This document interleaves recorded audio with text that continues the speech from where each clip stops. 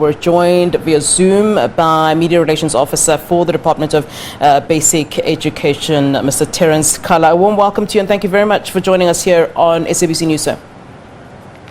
Good afternoon to you, Flo, and thank you so much for the opportunity. Let's maybe start by, for you giving us an indication of what the program really is about. I mean, I've spoken about it in this intro, but I think just in layman's terms, just to explain what exactly the department wants to achieve with this. Well, thank you so much once again for the opportunity, Sure. Flo. I think the index which we launched last week, Friday, on the 8th of April, it's actually an early years learning index. So basically, we looked at 5,000 children across the country that are currently in early learning programs. So these kids are between the ages of 4 and 5.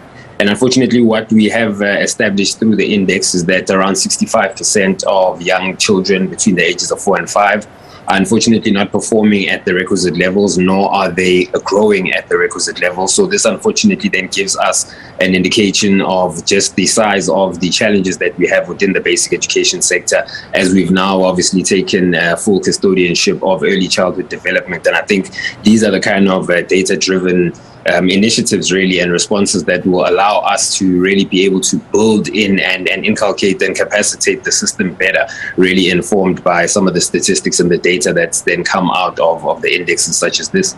Yeah, Mr. Khala, you mentioned the fact that you looked at 5,000 children, and when we talk about looking or getting analysis, I'm always concerned about how and which children were targeted. A lot of the time, children, for instance, in rural areas, in villages or far areas are overlooked in these sort of programs. So I'd like you to talk to me about how these 5,000 children were identified, how far reaching you went, and if it wasn't just a case of those who have access to, let's say, computers or whose parents, have access to computers and were able to take part in particular surveys. How exactly was this conducted?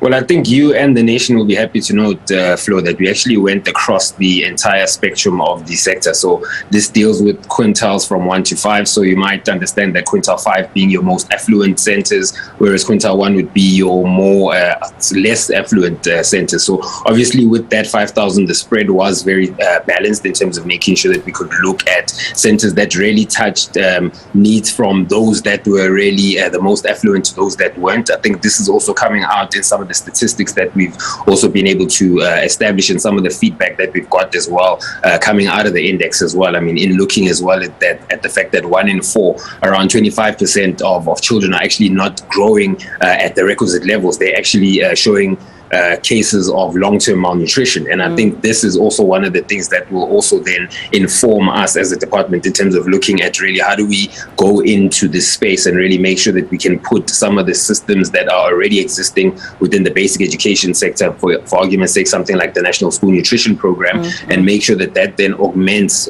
what we found, that some of these kids are not then growing at the requisite levels. They are then suffering issues of malnutrition. We can then utilize what we have at the social service baskets that we have within the department to really make sure that we can augment some of these things and really make sure that every child out there has an opportunity to really grow and achieve their best self. Yeah, I think it's very interesting that you talk about malnutrition. I think that you might have found, I'm sure, that there are many factors that do indeed have an effect on early childhood development. Apart from the issue of malnutrition, what other issues were you also looking at, and what did you pick up as being some of those issues that can be problematic when it comes to early childhood development? Well, I mean, obviously, I've mentioned the one aspect, which is obviously the factors around the aspects of malnutrition, but also then just looking at the fact that children from poorer households are less likely to become successful adults as opposed to those that are then coming from more affluent households. And I think really what we are aiming to do as well as a department also in terms of making sure that ECD really receives a full basket of services is to really level the playing field and make sure that every child prior to actually even entering grade 1 is really given the requisite opportunity and really given the same level playing field that they can actually be able to utilize. I mean, also looking at some of the psychosocial aspects that then tend to plague children as well. Obviously looking at the fact that when we are then obviously in the basic education sector, looking at being able to provide then those basket of services that can be able to then augment some of these challenges that we've then picked up. I think it's really important that as we move forward, then we use the index's details details to really give us more data-driven responses really as we move forward.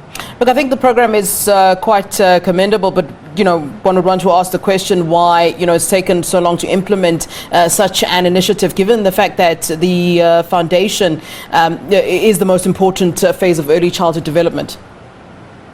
No, of course, and I think we'll be the first ones to indicate that. I think that as a basic education department, we're really, really happy that ECD has now officially been taken over by the department. I think it gives us an opportunity to really then be able to plan for the entire sector from the grassroots all the way up until the end when a child leaves in grade 12. And I think it's the minister that's always spoken about the importance of the foundations of learning. And I think that we really, as a sector, are now able to then make sure that we can really start from the bottom and really build from the bottom and head up and really make sure that as we continue right now, I mean, we're only around 9 or 10 days into the current function shift, and we're obviously, we've hit the ground running. I mean, we've also begun also with our ECD census. That's also kind of giving us an indication of really what the size and the scope of the sector is. I think this index then also then is a really, really positive pillar in the space that gives us then an ability to then move from this point. And I think it's really important that we continue. We can only work forward. Obviously, as a department, we've also